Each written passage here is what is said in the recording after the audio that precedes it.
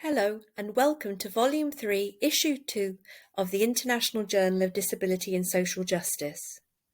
In this issue there are 5 research articles, 1 current issues bulletin and a book review. As always, in addition to the full-length articles, authors have prepared plain English lay summaries of their articles, and these are available on our website, which is www.IJDSJ.online. There is also an easy read summary of one of the articles in this issue, and that's about the shared experiences between people with complex needs. The first article is by Anna Arstein-Kerslake, Yvette Maker and Anita Deutschmann, and considers a difficult area of law, and that is the criminalisation of sex with disabled people who have cognitive impairments. And they provide a critical analysis of this area of law within Commonwealth countries. The next article by Claire Meadows-Howarth is based upon her PhD research, and she explores the experiences of disabled students in UK universities. On the basis of her careful analysis, she concludes that the overall attainment gap that can be seen in national data would suggest that disabled students are not being sufficiently supported in the UK. The next article is by Sophie Savage and Tilly Curran, and it focuses upon robotics and disability rights. They have an important message for the designers of robots, and that is that co-design is essential. If robots are designed that are supposed to be helpful for disabled people, but without involving disabled people, then there is a risk of wasting time, effort and money.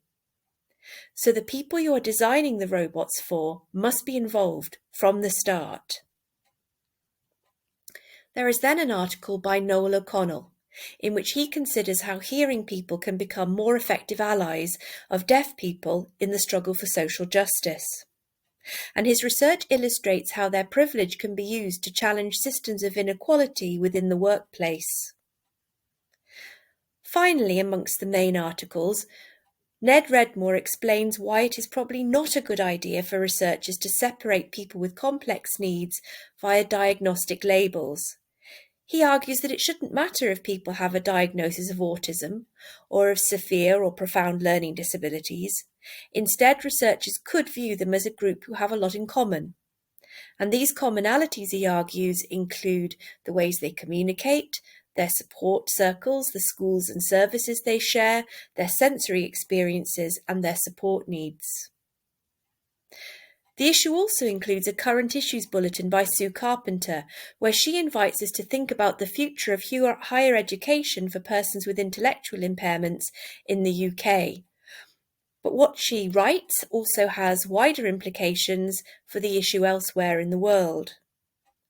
And Fengming Shui's review of the collection The Rights to Inclusive Education in International Human Rights Law provides an interesting introduction and critical assessment of this book that was edited by Gautier de Bico, Siobhan Quinlivan and Janet Lord.